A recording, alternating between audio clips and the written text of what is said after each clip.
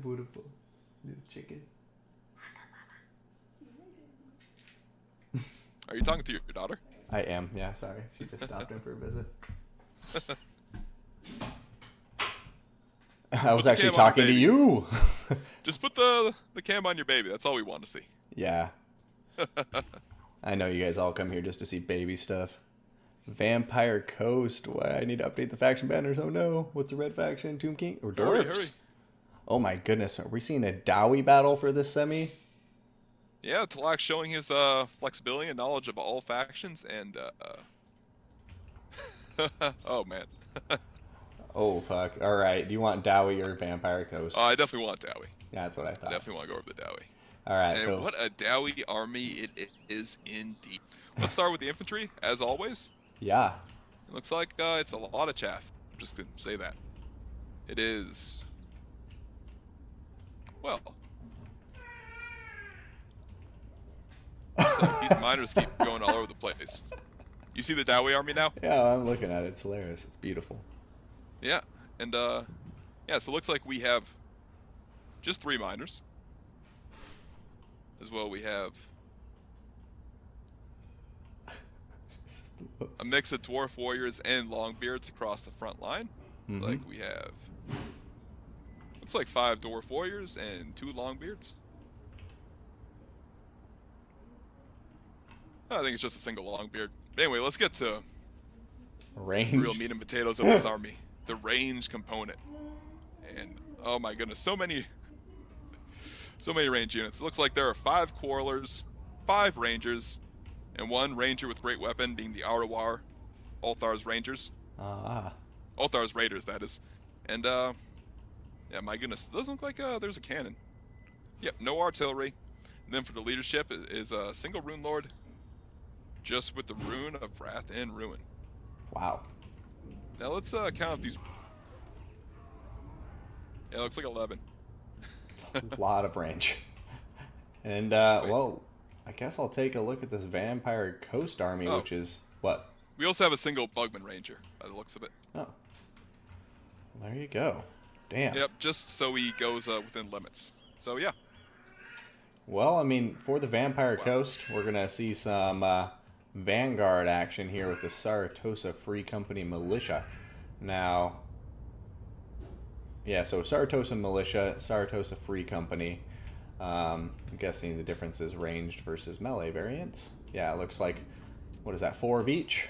Yep, so 4 of each of those. We're going to have 4 Morghuls looking like they're coming in to lay down the hurt on those Dowie infantry forces.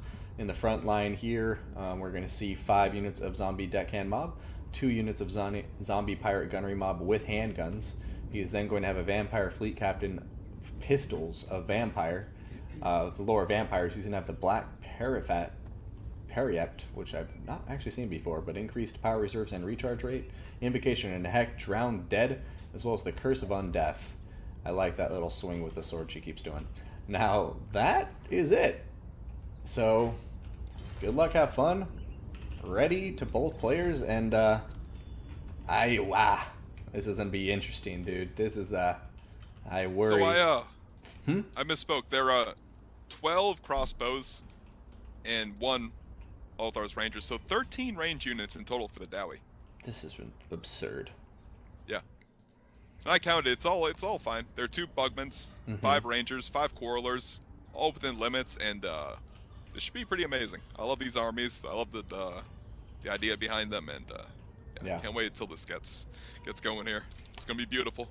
Yeah. Hype, chat. Hype. Hype indeed. I mean, Vampire Coast going for the surround. We'll see how effective they are, but these Morghuls are going to have to do so much. They're going to have to really sing for their supper. And I think I would have liked to see more of a 2-pronged approach with the Morghuls too, because I worry that the Dowie range is just going to be able to fall back. Soothsayer is so good at, you know, his formations, and as soon as they fall back, they'll just be able to melt these Morghuls. But they do have 30% missile resistance, if I recall, so they're definitely not the most susceptible to missile death. But they do have, you know, only 40 armor, so. It's true, yeah. Let's 40 armor, 30% missile resistance. So it definitely adds up. But like you were saying, yeah, it seems like a missed opportunity. He's not using this a whole other angle of pursuit. Yeah, no, I just think he really needed to do that, especially with the Mongols. Don't push them up too far just yet. Keep them hidden. Don't show your cards just yet. Wait for the zombies to close the gap. I think he's pushing forward way too quickly with these Mongols. Absolutely, I agree. This seems very much premature. I mean, this zombie front line isn't going to make it for at least a minute or two, and yet these Mongols are taking 3 damage. And yeah, look, he's surrounded the east, the west, the south, but the north, the whole back flank of the Dowie is, there's no pressure on it. Yeah. It's unharassed, so yeah, they have plenty of room to fall back.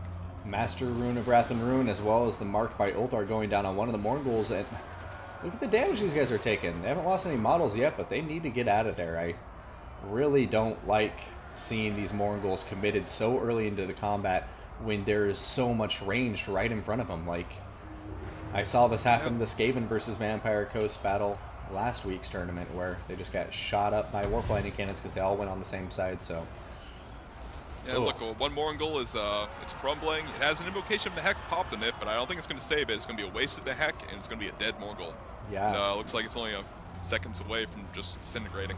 Absolutely, and I mean, the Dowie right now, there's a lot of bunching of the range units in the background, and think of how much could be punished if they had some units on any other side of the Dowie right now, but he's approaching them head on, front first, and that's really not going well for the Vampire Coast. Absolutely, and that Mongol it's still crumbling. Wow, still crumbling. I mean, but it has 9 models left, so if he can heal up all these Mongols again, which it looks like he's attempting to do, all 4 of them getting close together for that overcast in the heck, then maybe he can bring this back, because the zombies are closing in now. And I guess the silver lining is the Mongols aren't dead yet, so they can be healed. And a lot of that Dowie fire was all focused on Mongols and ignoring a lot of the other units for the Vampire Coast. Yeah, it is big. 9 Mongol models still alive. And not to mention the models can be brought back from the heck. But now the Quarrelers are just free to melt some of these zombies here. Yeah. And the zombies aren't going to do anything to these Dwarf Warriors and the Longbeards. No. I mean, they're just going to get chopped to pieces. Exactly. And it looks like he's trying to split the Mongols up a little bit, but still just... I almost would have liked to have seen him just use the stock and move around a bit more, but I suppose he's deciding that he doesn't have the time to really maneuver them around, circumnavigate the army. He needs to just get on top of these range units ASAP, which I can't disagree with. Yeah, because it seems like this is the cookie jar. Get into this and just occupy some of these units, and it could be a quick victory, but this good position here. Should be able to ward off the Mongols. Oh, here we go. One Mongol finally made its way into a Quarreler. Very nice. Another Quarreler is pulling through the Longbeards and about to get down on top of some range units, potentially 2, but Marked by Ulthar going down on it, and it's about to get melted. But look, zombies and Saratosa Free Company, I mean, getting down into the background of these Rangers, so they should do well in that combat. Yeah, I mean, they are starting to compromise this position, and starting to cut off some of the lanes of pursuit. With these zombies in the back here. I guess, no, it's the Sartosa Free Company. Vampire Fleet Captain is just running around with impunity, like nobody seems to be able to touch her. Yeah, indeed. Now, these Mongols are just kind of stuck in the front line here. I'm not sure what they're fighting. Looks like they're trying to retreat now, but they're eating a lot of damage all the while. Yes, they are. But still both 12 models. It's the thing, I mean, if this battle, Invocation and a Hex, can really change things, you see here comes a summon. A lot of the range units are now starting to get compromised, and all 4 Mongols miraculously are still alive. That's not something I would have expected 2 minutes ago in this battle.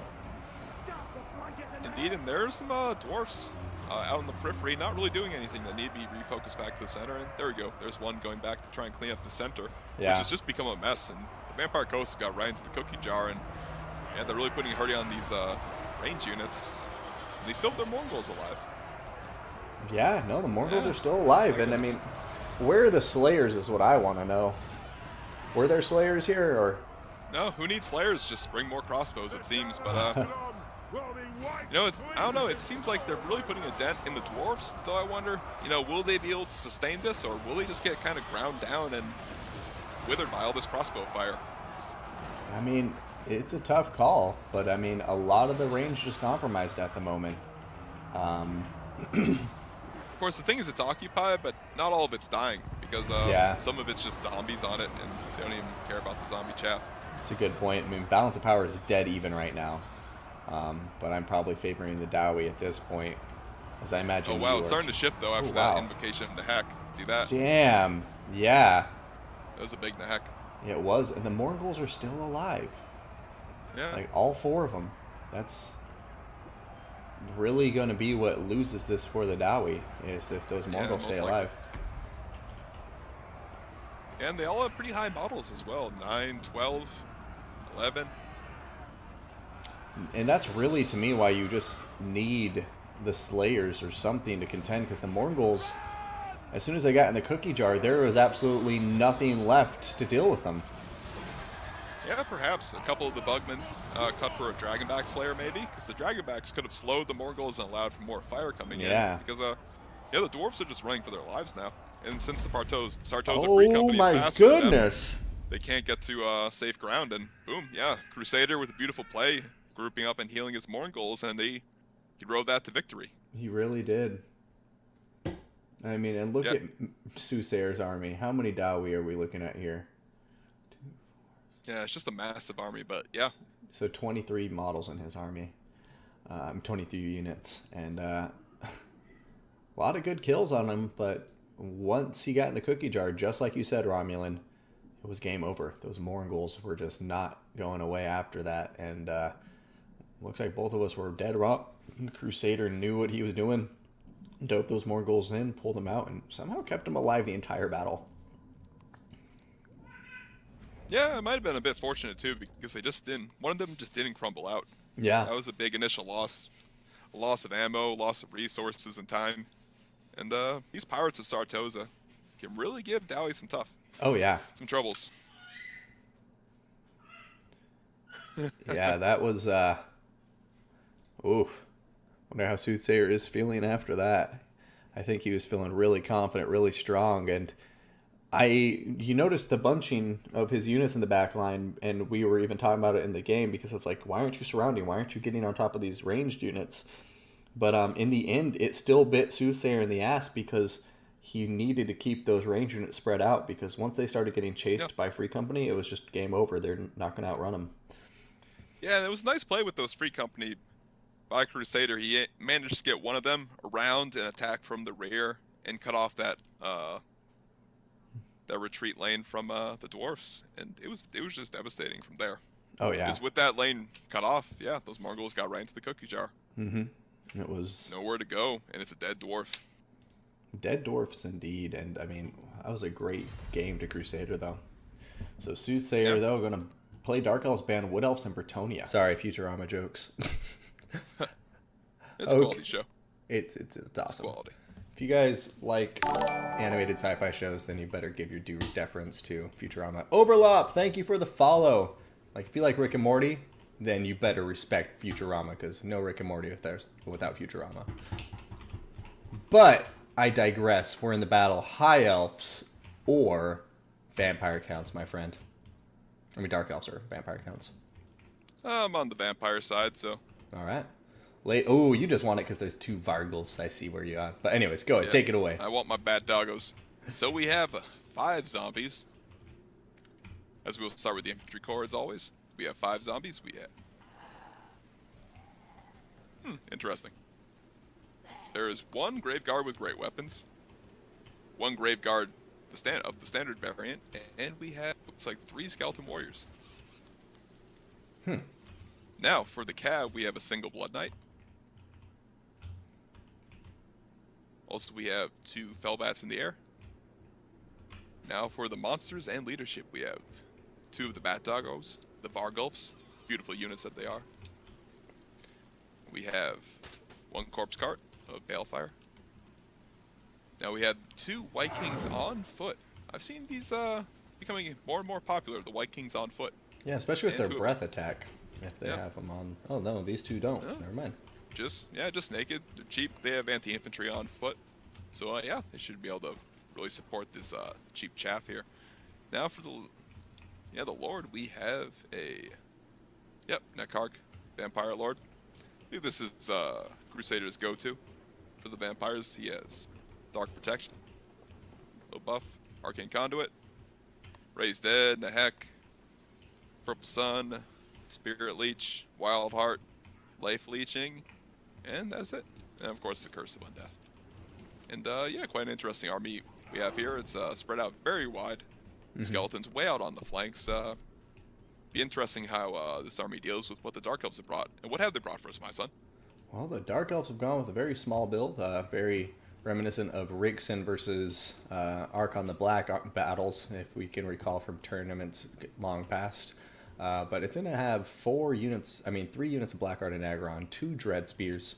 It's going to have the Blades of the Blood Queen up front. These guys with their Guardian trait are very, very powerful, can pretty much 1v1 any infantry in the game, except for like maybe the Crimson Killers would waste them or something. But we have 2 Black Arc Corsairs with handbows behind them, as well as a single unit of Shades for that armor-piercing damage.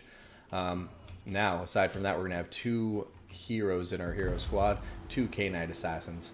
Both of them are going to be bringing... Oh, wait. Sorry. Looks like both of them will have the Web of Shadows on top of them and nothing else.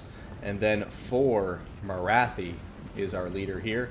She will have Wand of Caridin for that Bound Doombolt with 2 casts. She has Soul Stealer, Power of Darkness, as well as Heartrender the Darksword, Enchanting Beauty, and Greater Arcane Conduit. So she's going to have a lot of debuffs here with Enchanting Beauty and Heartrender and the Darksword. So I really like Marathi here on foot.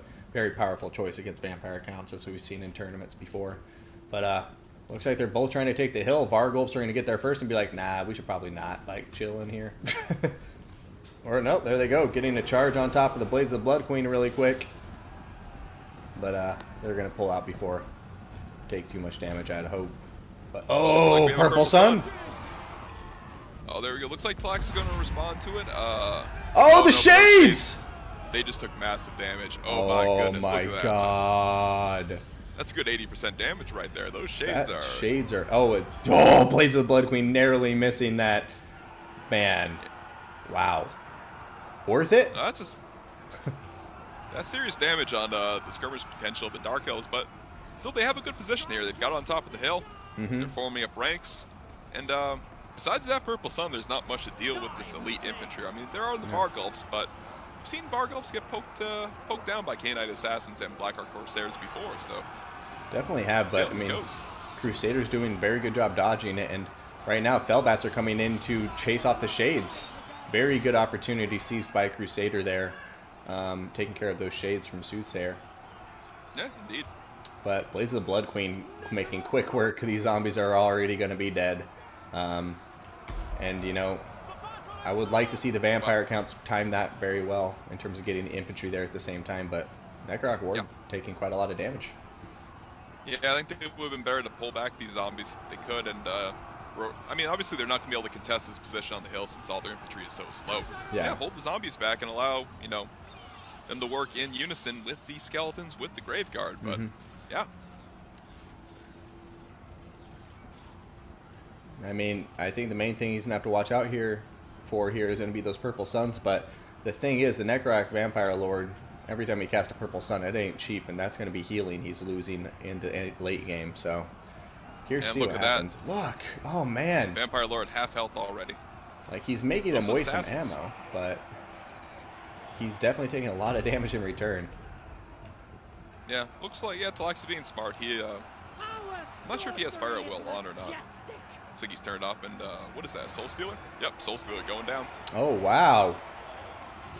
I don't know, that seems a little early, but more damage on this Lord and more pressure on the opponent, I suppose. But I would have liked to see, you know, on a blob with some Blood Knights and some Vargulfs. I couldn't agree more. Wow, look at this. The Corpse Balefire, the Corpse Cart with the Balefire needs to get out of there. It's not fast enough to dodge these missiles.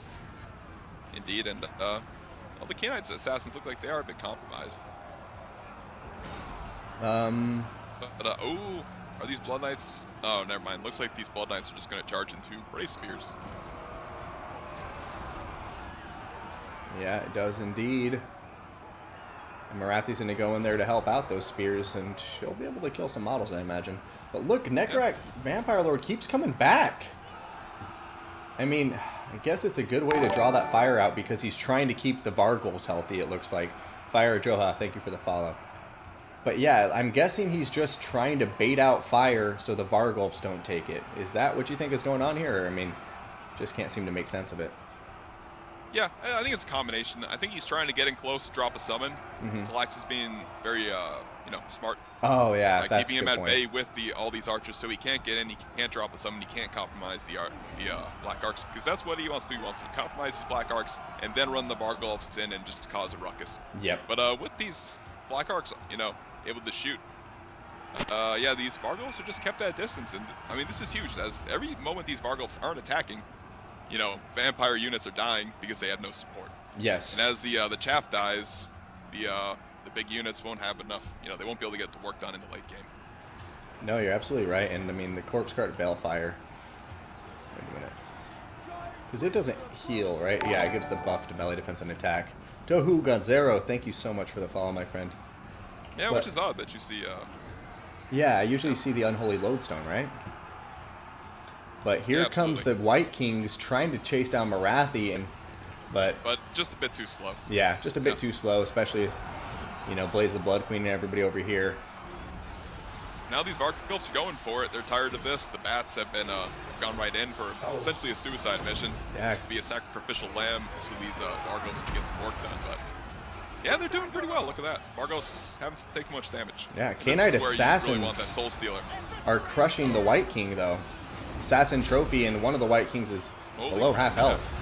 The Invocation and a Heck going down now. And that... Not just that, a Soul Stealer. Oh, a Soul Stealer, too. It got so many units in that Soul Stealer. Yeah, it's massive. Oh, boy. Both White Kings, both Vargulfs. Yeah. And looks like, yeah, even the Corpse Cart, that was beautiful. It absolutely was. And, oh, man, Marathian or K-Knight Assassin getting knocked off the hill. This could be a quick turn of events. This is... That is such a big win for the Vampire Counts. Oh, my God. Could this change the battle entirely? Emerging Yeti, thank you for the follow. But yeah, this is... Yeah. Oh, my God. Marathi is so out of position. She's getting a Spirit Leech. And these...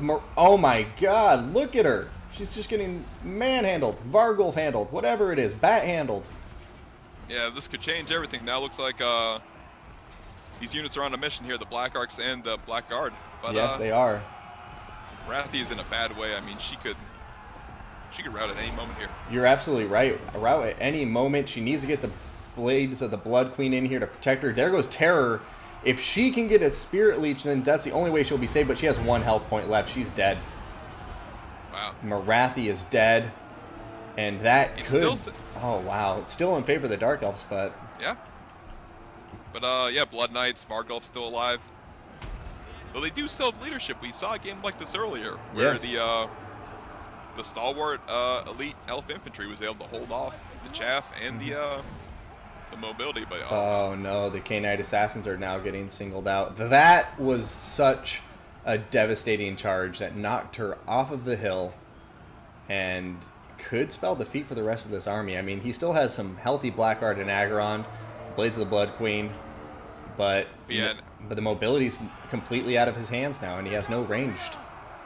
And the power bar is shifting ever more against him. The vampires with these heals and all this damage done to their Dark Elf heroes, they're really taking a commanding position in this battle. Well, you see, that's why I love this game, is something like that completely changes the outcome of this battle. I mean, that one charge knocking Marathi off of the hill really changed the swing of this battle, and what I thought was very much going heavily in favor of the Dark Elves. Huge downhill charge. Yeah. Oh, damn. My goodness. Downhill charge, just devastating. Yeah, and all these Dark Elf units are starting to slip towards 50% health and then danger of terror routes. Well, of course, not for the Black Guard, but any of the other units. Yeah. Yeah, it's still 50-50 though, so You know, I mean, Blades of the Blood Queen are going to be able to kill the White King off very efficiently. White King just isn't going to have fun in a mosh pit with them. Is K-Knight Assassin still healthy? In the Blackguard or Nagron, there's still 3 of them. And I don't know if these Vargulfs can kill them. But the terror is real, but the Vampire Lord... Blood Knights, though. They're still the Blood Knights. But even they won't have a great time. Big charge as well. Oh! Right into the Blades of the Blood Queen. Blades of the Blood Queen taking so much damage on that charge. Yeah, that was huge. I mean, what's going to happen here? The Vampire Lord has hit his healing cap almost. Vargulfs are approaching their healing caps. And the Blades of the Blood Queen and the Blackguard or Nagron are just really not susceptible to terror routing. Yeah, wow, what a battle. It's still very close according to the power bar, but with the healing and the probably a couple more zombie summons as well. Yeah, I mean, what I would do right now if I was Soothsayer is, you know, turn a couple of these Blackguard facing outwards, leave the Blades of the Blood Queen in here killing the White King. Yep. But look, that's what he did. He's bracing. Oh, man. Soothsayer showing why you can't quite discount him yet. Let's see what he gets going here. Vargulf's just not going to enjoy this combat. Yeah, and you're being left in there a bit too long, but yeah. Oh, there's the Purple Sun.